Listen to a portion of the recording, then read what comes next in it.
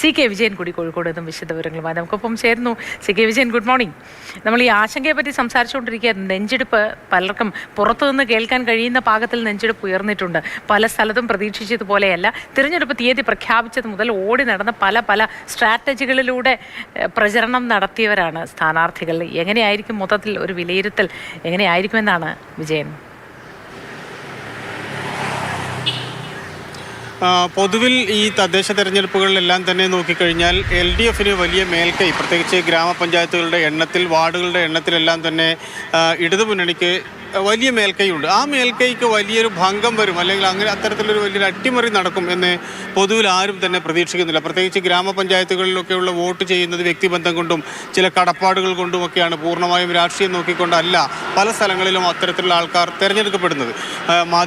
പത്ര agent, ward, അങ്ങനെ വ്യക്തിബന്ധമുള്ള ആൾക്കാർ ഒരുപാട് തിരഞ്ഞെടുക്കപ്പെട്ട കഥ നമുക്ക് എല്ലായിടങ്ങളിലും തന്നെയുണ്ട്. അതുകൊണ്ട് വലിയൊരു ഒരു അട്ടിമറി ഏതെങ്കിലും രീതിയിൽ ഉണ്ടാകും എന്ന് പ്രതീക്ഷിക്കുന്നില്ല. പക്ഷേ കോർപ്പറേഷനിലേക്ക് വരുമ്പോൾ അതായിരിക്കില്ല സ്ഥിതി. കുറെ കൂടി രാഷ്ട്രീയ വോട്ടുകളുടെ കേന്ദ്രമാണ് കോർപ്പറേഷൻ. അങ്ങനെ വരികയാണെങ്കിൽ ഈ മലബാർ ജില്ലകളിൽ നോക്കുകയാണെങ്കിൽ കോഴിക്കോടും കണ്ണൂരുമാണ് രണ്ട് കോർപ്പറേഷനുകളുള്ളത്. അതിൽ നിലവിൽ കണ്ണൂർ UDFൻ്റെ കയ്യിലും അതോടൊപ്പം തന്നെ കോഴിക്കോട് LDFുമാണ് ഭരണം നടത്തുന്നത്. അതിൽ വലിയ അട്ടിമറി ഉണ്ടാകും എന്ന് പ്രതീക്ഷിക്കുന്നില്ല.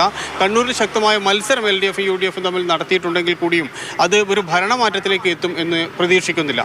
അതുപോലെ തന്നെയാണ് മറ്റ് സ്ഥലങ്ങളിലേക്ക് നോക്കുകയാണെങ്കിൽ ഒരുപക്ഷെ വോട്ട് ചെയ്തവരുടെ എണ്ണം കുറഞ്ഞിട്ടുണ്ട്, വോട്ടിംഗ് ശതമാനം കുറഞ്ഞിട്ടുണ്ട് എന്നതാണ് ഒരു പ്രധാനപ്പെട്ട നിരീക്ഷണം ഉള്ളത്. പക്ഷേ അതിൽ പോലും വോട്ടർ പട്ടിക അത്ര പൂർണ്ണമായും ശുദ്ധീകരിക്കപ്പെട്ട ഒരു വോട്ടർ പട്ടിക അല്ല എന്ന് നമുക്ക് അറിയാം. ഇരട്ട വോട്ടുകൾ ധാരാളം ഉണ്ടായിരുന്നു. അതുകൊണ്ട് തന്നെ അത്തരത്തിൽ ക്രമക്കേടുകളൊന്നും ഇല്ലാത്തത് കൊണ്ട് തന്നെ, അല്ലെങ്കിൽ ഒന്നിൽ കൂടുതൽ വോട്ടുകൾ ആൾ ചെയ്യാത്തത് കൊണ്ട് തന്നെ ഈ രീതിയിൽ വോട്ടിംഗ് ശതമാനം കുറഞ്ഞു എന്നാണ് പൊതുവിലുള്ള വിലയിരുത്തൽ. അങ്ങനെ നോക്കിക്കഴിയുകയാണെങ്കിൽ ഈ വോട്ടിംഗ് ശതമാനം കുറഞ്ഞതൊന്നും തന്നെ രാഷ്ട്രീയ പാർട്ടികളുടെ മേധാവിത്വത്തെ വലിയ രീതിയിൽ ബാധിക്കാനുള്ള സാധ്യതയില്ല. പൊതുവിൽ LDFനെതിരെ ശക്തമായ ഭരണവിരുദ്ധ വികാരമുണ്ട് എന്നാണ് UDFൻ്റെ പ്രതീക്ഷ. അത് കഴിഞ്ഞ പാർലമെന്റ് തെരഞ്ഞെടുപ്പിലടക്കം പ്രതിഫലിച്ചതുമാണ്. എന്നാൽ നിലവിലുള്ള ഭരണത്തിൻ്റെ ഗുണഭോക്താക്കളാണ് ഏതാണ്ട് ഈ സംസ്ഥാനത്തുള്ള ഒരു 90% ആൾക്കാരും. അതുകൊണ്ട് തന്നെ LDFൻ്റെ ഭരണത്തിൻ്റെ പ്രതിഫലനം ഉണ്ടാകും എന്ന് LDFും പ്രതീക്ഷിക്കുന്നുണ്ട്. BJPക്ക് അവരുടെ സംഘടനാ ശക്തി കരുത്താർജിച്ചിട്ടുണ്ട്. പുതിയ കമ്മിറ്റികൾ വന്നതിൻ്റെ ഭാഗമായിട്ടുള്ള തെരഞ്ഞെടുപ്പുകളാണ്.